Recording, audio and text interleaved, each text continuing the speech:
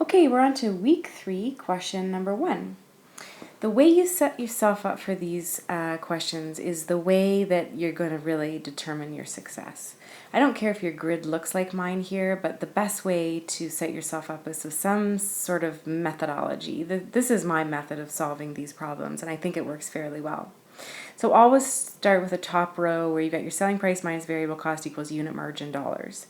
Give yourself a column for either margin percentage and or markup percentage depending on what information you're given and you're needed. You can always expand your grid as you need it. Then the rows that you put in the chart will be the rows dedicated to the different lots of goods that you have.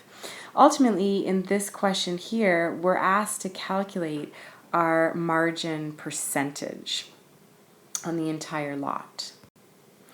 So what we're after is the lower right-hand quadrant. Let's start to fill in the information that we have. We know that we've sold 14 units that yield a margin of 50%. So we can plug in here our 50% margin here next to our 14 units. We've sold 5 units of a product that yield a margin of 80%. And 25 units that sell for $3 each. 25 units that sell for $2 each and yield a margin of 25%. So there's our 3 margins, each associated with a different volume of units. We're asked to calculate the average. We can't take 50 plus 80 plus 25 and divide by 3. We can't do a simple average here. Some of you will want to do a weighted average, and that's fine. I'm going to show you the grid solution format because as the questions get more complex, sometimes it's easier to do it this way. So 14 units that sell for $5 each, so our selling price here is 14 times 5, or $70. And we know that 5 units sell for $3 each, so 5 units times 3 is total of 15.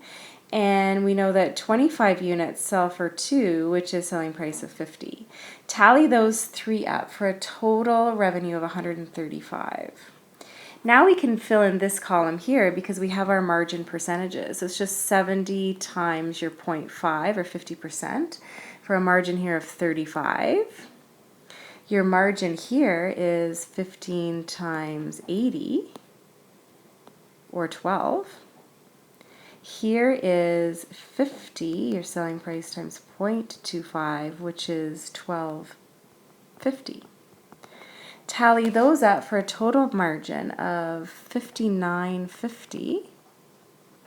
We know that margin percentage is unit margin divided by selling price, so take your $59.50 and divide by $135 for an average of 44.1%, and that's the answer.